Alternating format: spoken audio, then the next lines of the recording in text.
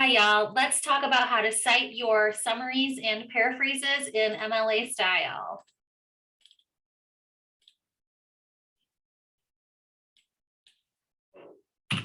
So this presentation is about in-text citations and MLA style. And you might see this in Comp 1 or Comp 2, but it doesn't matter which class you're in because that information is going to be the same. So the first thing we might consider is when do we need to cite a source? And there's a little flow chart here that I've borrowed from Cardiff University that can sort of help us determine when a citation is required and when it is not required. Before we talk about when it's required, though, let's talk about what a citation is. So as you're probably aware, a citation appears in an essay to reference the source from which the writer borrowed information. So every time we borrow information from a source, we need to cite it for our audience. Now, an in-text citation, which is what this presentation focuses on, are the citations that appear within your writing in your body paragraphs. So the in-text citation tells your reader which source on the works cited page this information came from. And we'll be talking about works cited pages in the future. So we're thinking about in-text citations and we're asking yourself, when do I need to cite a source? Should I cite it? So here's a flow chart we can use to help ourselves. The first thing we can ask ourselves is it a quote? Obviously, if it is a direct quotation, you should be citing it and placing double quotation marks around it.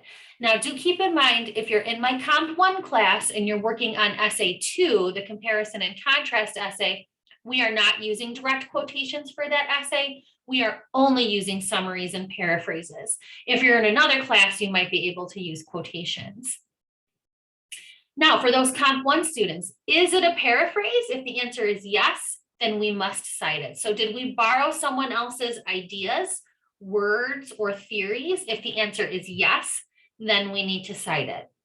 Now, at the bottom of the flow chart, it reminds us that there is no need to cite information if it is common knowledge or if it is your own thoughts. So common knowledge is information that can be looked up in many different resources, and it's always going to appear the same way. So we're talking about things like, birth and death dates of historical figures, commonly known scientific concepts, things like that. So if you're not sure whether a piece of information is common knowledge or not, I would encourage you to seek help with that. Maybe get feedback from your professor, maybe get online and do a little bit of searching. But if you're in doubt, I think it's always better to include a citation and not need it than to need a citation and not include it. Because of course, what happens if we don't include a citation is that we run the risk of having plagiarism in our essay. So let's talk about how exactly we go about citing these sources.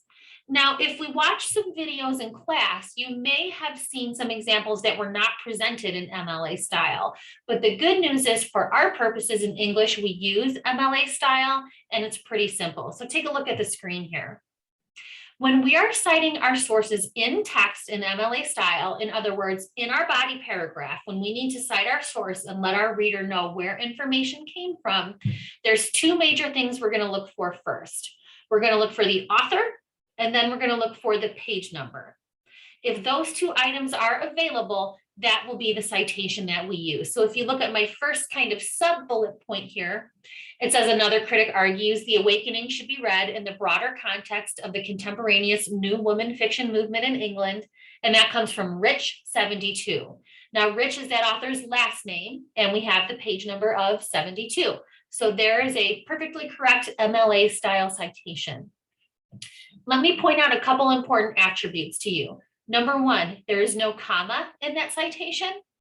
Number two, there is no letter P in that citation to indicate page. And number three, there is no date in that citation. There's also no chunk of a URL in that citation. These are all things that sometimes show up in citations that we don't necessarily need when we're using this style. So it can be confusing if you're in the situation where you're moving back and forth between APA, say, and MLA style. But for our purposes, we're always going to look first for the author and the page number. Now, if no page number is given, we simply do not include one. And you can see an example of that in this bottom example here. There are some cases where you don't know exactly who the specific person was that created your source, okay? Now, when that happens in MLA style, when we don't have an author, we're going to jump to use the title of the source or possibly the name of the agency if it is provided. That is less common, but it is acceptable if you do have an agency who created your source. So if you look at my second example at the bottom here, it says people in this era shared a great sense of social responsibility. And you can see that that source is cited as Victorian England in quotation marks, because we want to be sure that we properly format our titles. And again, the reason that we're citing the title of this particular source is because we do not know the author's name. Now, we have a few options in our essay as far as where we want to place the reference to the author or the title or the agency, depending on what it is. So the first option is that your author can be cited in the sentence that leads up to that summary or paraphrase. So in other words, you're using the author's name or the title of the work to introduce that source use. Okay, so in this case, if your source does have a page number, it's going to show up in parentheses at the end of the sentence. So look at my examples here.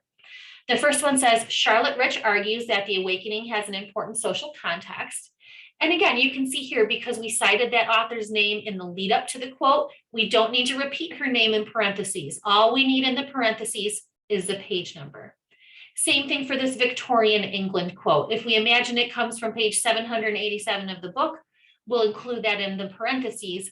But since we cited the title of the article in the intro to the summary, we don't need to repeat it again in the parentheses. If you happen to do that, it's not a huge deal. It's just redundant, but we would prefer if you don't.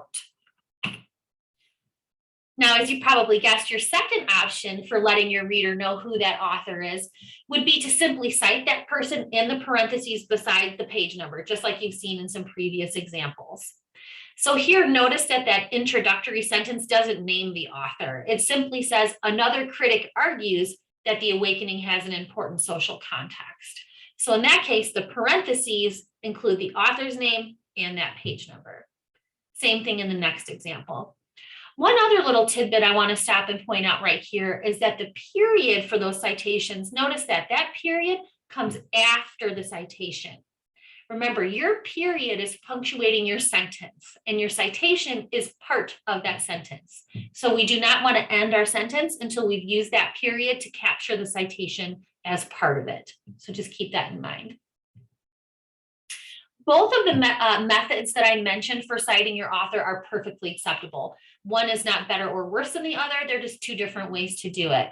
So I would suggest maybe varying the technique that you use in your writing, because your reader will more than likely find that more interesting, a little less boring to use some variety. Now, I've said this before, but let me repeat. What happens if we don't have a page number and we don't have an author?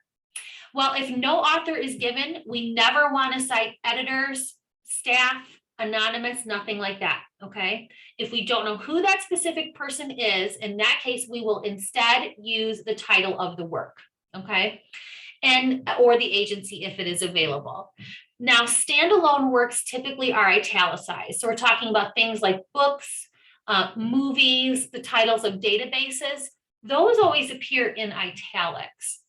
Works that are housed within other works. So the chapter of a larger book, an article that appears in a database, like the ones that you're using, a song that appears on a larger album. Those would get quotation marks because they're sort of housed within the bigger thing.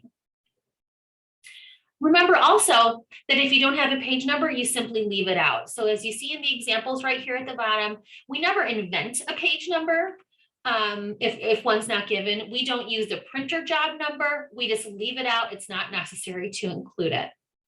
Now, these two examples here, I think might be really useful for some folks in our class. This first example is an example that I pulled directly from our opposing viewpoints database. So some students might choose to be looking at an article like this for Essay 2. This one happens to focus on compensation for college athletes. And this is just the overview article for this particular topic. But what I notice as I'm looking at it is that I'm not finding an author for this article. And you will not find authors, I think, for most or all of the overview articles within this database. Therefore, what we want to look for is the title of the article itself.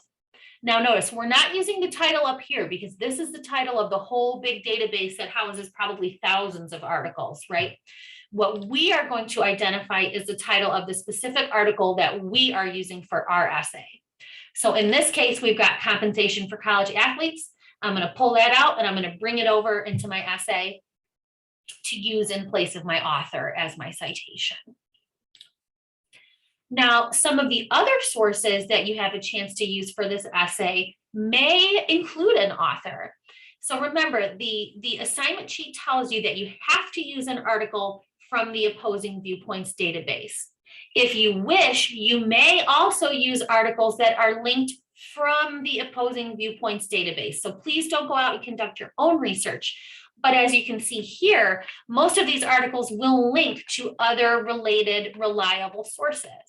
So I pulled open an example that was linked from the bottom down here about the Supreme Court. Now, this particular article, because it was not created by the folks in the opposing viewpoints database, does feature an author.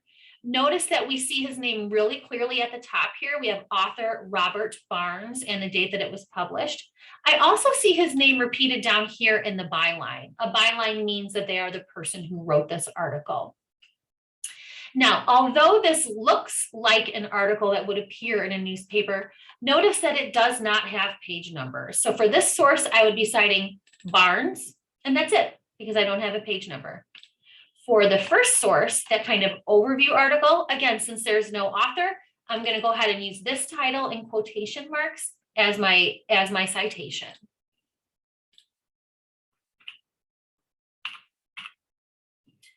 One of the last slides I included here is just a simple checklist, is just a simple checklist for citing your sources, and it just has 2 steps. The first step asks you to identify the author. So if you have an author, identify him, her, or them. If there's no author, that's when you want to figure out either the title of the work to use to cite it, or perhaps the name of the agency who was behind that. Now, I can envision there is a chance that someone may run into an article that's kind of a special case. So let's say you click on a database source and it has 4 authors, and Nora didn't explain to you in class how to do that. Go ahead and review pages 31 through 33 in the IVCC style book, and it will give you guidance on how to handle those sources. Of course, I would also be happy to talk you through it, so just let me know. So once you've identified that author, you're ready to go to step 2, which is figuring out if your source has page numbers. Pretty simple, right? So if the answer is yes, my source has page numbers, then definitely take special note of where you took your information from, because you're going to need those page numbers in your citations. You're going to include them along with that author you identified in step 1 here. As I mentioned before, if your source does not have page numbers, that makes it really easy for you because you just simply don't include them. So we don't ever invent a number. Don't use number 1. Don't use printer job page numbers. You just simply leave them out. And in that case, you would cite it simply only by the author or perhaps the title or agency if there is no author. Now, the last thing I want to mention is how do we actually move this thing into our paragraph once we've figured it out? So I have some advice for you. The first bullet point reminds us that we don't want to start or end paragraphs with evidence. And the reason for that is your voice is the most important one in this essay. And if you place your source's voice first in the paragraph, it creates the impression that they're the ones we're supposed to be listening to. Now, yes, those sources are giving credibility to your writing, but your voice should remain at the forefront of your essay. And one of the ways that you can ensure your voice is at the forefront is to start and end paragraphs with your own wording, okay?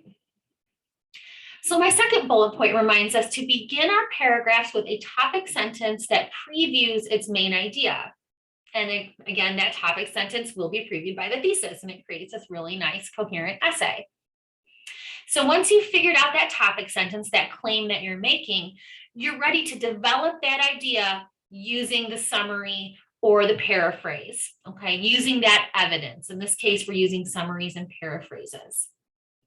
Once you've included that summary, you'll then analyze it. So in the video we watched in class, it referred to that as the what and the so what, right? Don't let that evidence speak for itself. Please explain to us in your own words what it means and how it supports the claim that you're making. Of course, the last step of that paragraph will be to wrap up its ideas in your own words. And many times that wrap up also prepares you to transition to the next paragraph. So there's a little visual graphic that writing teachers often use to remind students about the elements that they need to include when they're using evidence. And we call it the sandwich method. So we start with our idea or claim as the bun on the top. Excuse me, in the middle, we have our evidence, which in this case appears for us as summaries and paraphrases. And then the bun on the bottom is the analysis of that evidence. What does it mean? How does it support your claim? So if it helps you to envision a hamburger quote, some students find that useful to help them remember all those different pieces that you need to include. So if you have any questions at all about how to paraphrase, how to summarize, or how to cite those pieces of evidence within your essay, I encourage you to get in touch with me. Otherwise, that's all I have for you this week. So have a great day and we'll talk soon. Bye-bye.